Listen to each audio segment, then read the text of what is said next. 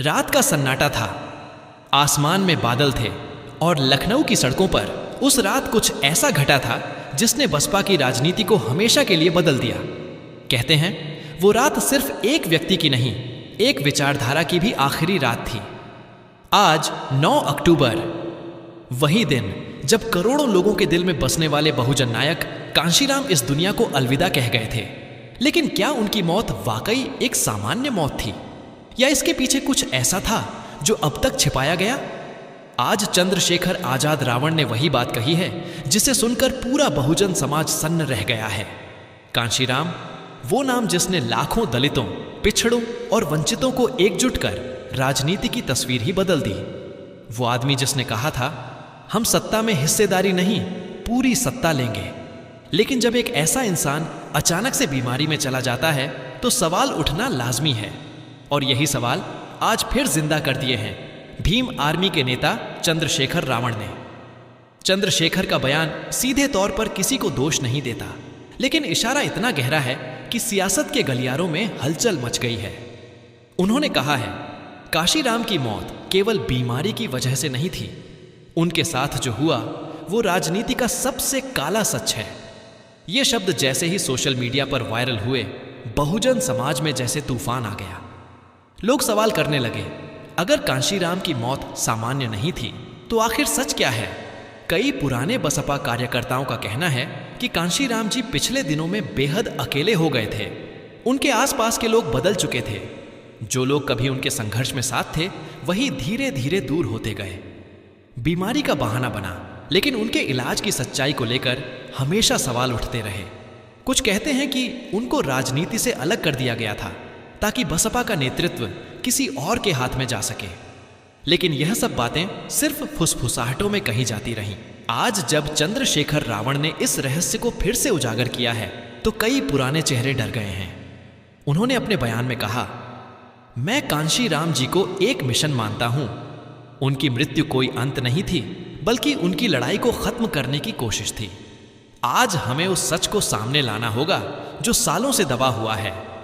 उनके इस बयान के बाद दलित राजनीति की हवा बदलने लगी है, क्योंकि एक तरफ बसपा सुप्रीमो मायावती इस दिन को श्रद्धांजलि के तौर पर मना रही हैं, वहीं दूसरी ओर चंद्रशेखर रावण उनके द्वार की कई अनकही बातों को सामने ला रहे हैं। जनता अब यह सोचने पर मजबूर है कि अगर कांशीराम के साथ कुछ गलत हुआ था तो किसने किया और क्यों किया? लखनऊ से लेकर मेरठ, सहारनपुर, गाजियाबाद तक हर चौराहे, हर सोशल मीडिया पोस्ट पर बस एक ही चर्चा है, कांशीराम की मौत का सच आखिर क्या था? कई बुजुर्ग कार्यकर्ता बताते हैं कि उनकी तबीयत बिगड़ने से पहले कुछ लोग बार बार उनसे मिलने आते थे, जो अब राजनीति में बड़े पदों पर हैं।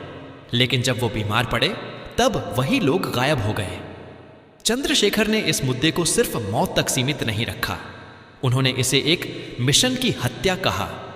उन्होंने कहा, जब किसी नेता की सोच, उसकी आवाज और उसका मिशन दबा दिया जाता है तो वो सिर्फ इंसान की मौत नहीं होती, वो एक क्रांति की हत्या होती है। लोगों को याद है कि कांशीराम ने अपने जीवन में शादी नहीं की, परिवार नहीं बनाया और अपना पूरा जीवन बहुजन आंदोलन को समर्पित कर दिया। लेकिन जब उनका शरीर कमजोर हुआ तो उनके चारों ओर दीवारें खड़ी कर दी गईं। मीडिया को उनसे मिलने नहीं दिया गया, यहां तक कि कई पुराने साथी भी उनसे नहीं मिल पाए। यही वो बातें हैं जो अब फिर से चर्चा में हैं। चंद्रशेखर का कहना है कि अगर कांशीराम को खुलकर बोलने का मौका मिलता तो वो बहुत कुछ उजागर करते, लेकिन उन्हें बोलने नहीं दिया गया। उनके निधन से पहले की तस्वीरों को आज भी देखकर बहुजन समाज भावुक हो जाता है, क्योंकि उस चेहरे में थकान नहीं थी बल्कि दबाव था। आज उनकी पुण्यतिथि पर चंद्रशेखर ने कहा, कांशीराम मरे नहीं हैं, उनका मिशन आज भी जिंदा है। लेकिन हमें यह समझना होगा कि जिन्होंने उनके मिशन को अपने फायदे के लिए इस्तेमाल किया वही असली गुनहगार हैं। भीम आर्मी के दफ्तरों में आज शोक सभा नहीं बल्कि संकल्प सभा हुई, जहां चंद्रशेखर ने कहा कि अब वक्त आ गया है कांशीराम के सपने को दोबारा जगाने का। उन्होंने कहा, बहुजन आंदोलन को फिर से उस असली रास्ते पर लाना होगा जिसे कांशीराम ने दिखाया था। सत्ता में भागीदारी नहीं, पूरी सत्ता की बात। यह बयान सीधे बसपा पर निशाना नहीं था, लेकिन उसके प्रभाव बहुत गहरे हैं, क्योंकि बहुजन समाज के अंदर अब दो धाराएं साफ दिखाई दे रही हैं। एक जो बसपा की वर्तमान नीति से खुश है और दूसरी जो मानती है कि कांशीराम के असली मिशन से पार्टी भटक चुकी है। चंद्रशेखर ने कहा, अगर कांशीराम आज जिंदा होते तो वो किसी कुर्सी के लिए समझौता नहीं करते। उन्होंने कहा था, हमें सत्ता की नहीं समाज की जरूरत है, लेकिन आज सत्ता ने समाज को पीछे छोड़ दिया है। उनकी यह बातें जैसे ही वायरल हुई, बसपा के कुछ नेताओं ने इसे राजनीतिक स्टंट बताया। उनका कहना था कि चंद्रशेखर सस्ती लोकप्रियता के लिए पुरानी बातें उठा रहे हैं, लेकिन जनता का रुख कुछ और ही है। हजारों लोगों ने लिखा, अगर कांशीराम का सपना अधूरा है तो उसे पूरा करने की जिम्मेदारी हमारी है। लोग यह भी कह रहे हैं कि शायद अब वो वक्त आ गया है जब बहुजन समाज को फिर से एकजुट होकर अपनी सियासत खुद तय करनी होगी। चंद्रशेखर की आवाज अब सिर्फ उत्तर प्रदेश में नहीं बल्कि पूरे देश में गूंज रही है। कांशीराम का जीवन हमेशा संघर्षों से भरा रहा। रेलवे की नौकरी छोड़ी, मिशन शुरू किया और बिना किसी बड़े राजनीतिक समर्थन के अपने दम पर एक नई पार्टी खड़ी की। लेकिन जब वो सबसे मजबूत थे तभी अचानक उनकी तबीयत गिरने लगी। कहा जाता है कि कई बार उन्हें जरूरी मेडिकल सुविधा नहीं दी गई। उनके करीबी डॉक्टरों ने भी बाद में कई सवाल उठाए, लेकिन सब कुछ धीरे धीरे दबा दिया गया। आज उन्हीं सवालों को फिर से उठाया है चंद्रशेखर रावण ने। उन्होंने कहा, इतिहास को दोबारा लिखने का वक्त आ गया है। कांशीराम की मौत का सच सामने लाकर ही हम उनका न्याय कर सकते हैं। इस बयान के बाद बहुजन राजनीति में हलचल मच गई है। कुछ लोग कह रहे हैं कि चंद्रशेखर अब बसपा की दीवारें तोड़ने की कोशिश में हैं, जबकि उनके समर्थक कहते हैं वो सिर्फ सच बोल रहे हैं। लेकिन सच जो भी हो, एक बात साफ है, आज 9 अक्टूबर को पूरे देश में कांशीराम की यादें एक बार फिर जिंदा हो गई हैं।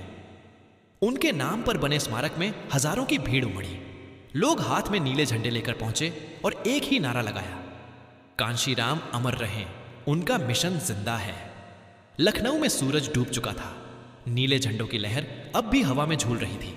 चारों ओर सिर्फ एक ही आवाज गूंज रही थी, जय भीम, जय कांशीराम। उस भीड़ में जोश था, गुस्सा था और सबसे ज्यादा था विश्वास कि इस बार कुछ बड़ा होने वाला है। चंद्रशेखर रावण मंच से उतर चुके थे, लेकिन उनके शब्द अब भी लोगों के कानों में गूंज रहे थे। उन्होंने जो कहा था वो सिर्फ एक बयान नहीं बल्कि एक सवाल था, क्या हमने कांशीराम को खो दिया या किसी ने उनसे हमें दूर कर दिया? इस सवाल ने हर बहुजन कार्यकर्ता के दिल को हिला दिया था। रातों रात उनके बयान के क्लिप सोशल मीडिया पर वायरल हो गए। कुछ लोगों ने उन्हें सच बोलने वाला नया योद्धा कहा, तो कुछ ने विवाद खड़ा करने वाला नौजवान, लेकिन किसी ने भी ये नहीं कहा कि वो झूठ बोल रहे हैं।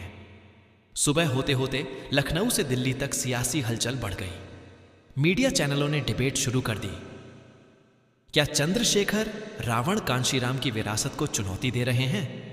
बहुजन समाज पार्टी के दफ्तर से आधिकारिक बयान आया, कांशीराम जी के बारे में ऐसी बातें करना अनुचित है। उन्होंने अपना पूरा जीवन समाज के उत्थान में लगा दिया। उनकी मृत्यु सम्मानजनक थी, लेकिन मायावती की चुप्पी सबसे ज्यादा ध्यान खींचने वाली थी। पूरे दिन उन्होंने कुछ नहीं कहा। शाम तक जब पत्रकारों ने सवाल किया तो उन्होंने बस इतना कहा, कुछ लोग हमारे महान नेता का नाम राजनीति के लिए इस्तेमाल कर रहे हैं। बहुजन समाज इसे माफ नहीं करेगा। उनकी आवाज में सख्ती थी, लेकिन भीतर कहीं डर भी झलक रहा था, क्योंकि वो जानती थीं ये मुद्दा सिर्फ बीते कल का नहीं है, ये आने वाले कल की राजनीति को तय करेगा। चंद्रशेखर ने इसके जवाब में कहा, मैं किसी का नाम नहीं ले रहा, लेकिन अगर किसी को मेरे सच से तकलीफ है तो इसका मतलब है कि सच वही है जो वो छिपाना चाहते हैं। ये बात आग की तरह फैल गई। दलित बस्तियों, गांवों, यूनिवर्सिटियों और सोशल मीडिया ग्रुपों में बस एक ही चर्चा, क्या कांशीराम की मौत के पीछे राजनीति थी? कई पुराने कार्यकर्ताओं ने खुलकर बोलना शुरू किया। किसी ने कहा, कांशीराम को आखिरी वक्त में किसी से मिलने नहीं दिया गया, तो किसी ने बताया वो बोलना चाहते थे पर उनके आसपास के लोगों ने सब बंद कर दिया। ये बयान अब सिर्फ चर्चाओं तक सीमित नहीं रहे। कुछ सामाजिक संगठनों ने मांग की कि कांशीराम की मृत्यु से जुड़ी सभी मेडिकल रिपोर्ट और रिकॉर्ड सार्वजनिक किए जाए लखनऊ में भीम आर्मी के कार्यकर्ताओं ने एक शांतिपूर्ण मार्च निकाला। सच बताओ, इंसाफ दो। यह मार्च इतना बड़ा था कि पुलिस को कई रास्ते बंद करने पड़े। चंद्रशेखर ने मंच से कहा, हम बदला नहीं, बस सच चाहते हैं। अगर हमारे नायक के साथ राजनीति हुई है तो उसे उजागर करना हमारी जिम्मेदारी है। उनकी आवाज में गुस्सा नहीं, बल्कि एक दृढ़ता थी। भीड़ नारे लगा रही थी, कांशी राम का सपना अधूरा, अब चंद्रशेखर करेगा पूरा। यह नारा धीरे धीरे पूरे उत्तर प्रदेश में फैल गया। कई युवाओं ने इसे अपने सोशल मीडिया बायो में लिख लिया। बहुजन समाज के युवाओं को लगा कि कोई फिर से उनकी भाषा में बोल रहा है, डर के बिना, खुलकर। मायावती खेमे ने इस लहर को विभाजन की राजनीति बताया।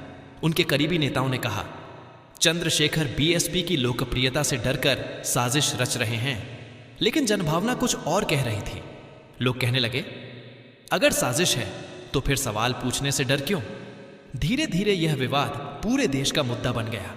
महाराष्ट्र से लेकर पंजाब, बिहार तक कांशीराम की पुण्यतिथि पर बहुजन संगठनों ने रैलियां की। हर रैली में एक ही मांग, कांशीराम की मृत्यु का सच बताया जाए। राजनीतिक विश्लेषकों का कहना था कि यह सब आने वाले चुनावों में बड़ा असर डाल सकता है, क्योंकि अगर बहुजन वोट बैंक फिर से जागा तो सत्ता की तस्वीर बदल सकती है। इसी बीच मायावती ने लखनऊ में एक भावनात्मक भाषण दिया। उन्होंने कहा, कांशीराम जी मेरे गुरु थे, मैंने उन्हें पिता समान माना। उनके खिलाफ झूठ फैलाने वालों को समाज जवाब देगा। लेकिन उनके इस बयान के बाद भी माहौल शांत नहीं हुआ, क्योंकि जनता अब केवल श्रद्धांजलि नहीं, सच्चाई चाहती थी।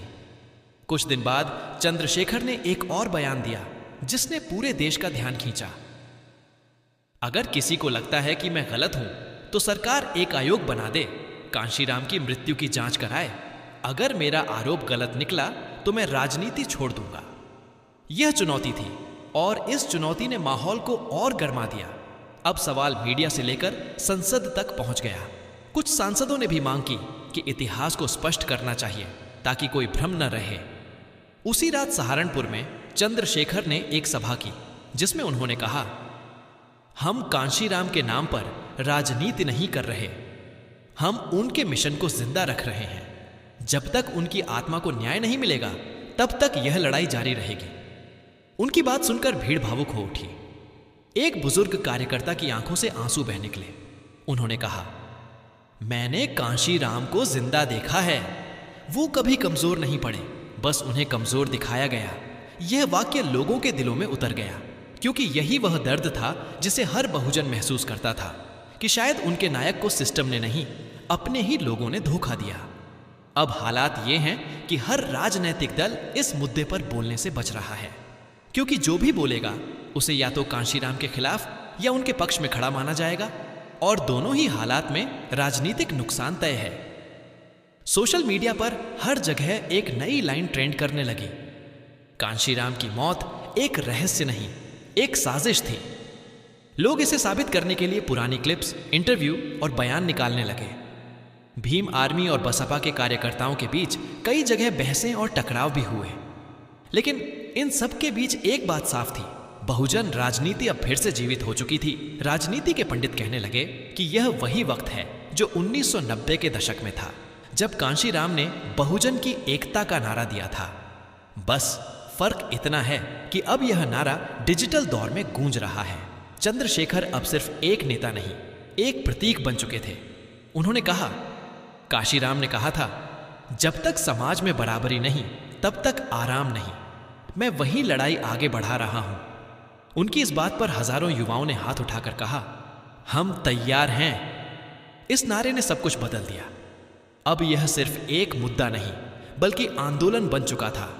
राजनीतिक विश्लेषक यह भी मानते हैं कि अगर यह बहस जारी रही तो 2025 के चुनाव में बसपा की स्थिति पर गहरा असर पड़ेगा, क्योंकि अब दलित समाज दो हिस्सों में बढ़ता दिख रहा है, एक जो मायावती के साथ है और दूसरा जो चंद्रशेखर को नए कांशीराम के रूप में देख रहा है। मायावती ने भले ही इस विवाद को शांत करने की कोशिश की हो, लेकिन जमीनी सच्चाई कुछ और कहती है, क्योंकि हर गांव, हर बस्ती में अब यह चर्चा है, कांशीराम की मौत का सच क्या था और अब कौन उनकी लड़ाई लड़ेगा। लोग कहते हैं कि इतिहास खुद को दोहरा रहा है। जैसे कभी कांशीराम ने भीमराव आंबेडकर के अधूरे मिशन को आगे बढ़ाया था, वैसे ही अब चंद्रशेखर रावण कांशीराम की अधूरी लड़ाई को पूरा करने निकले हैं।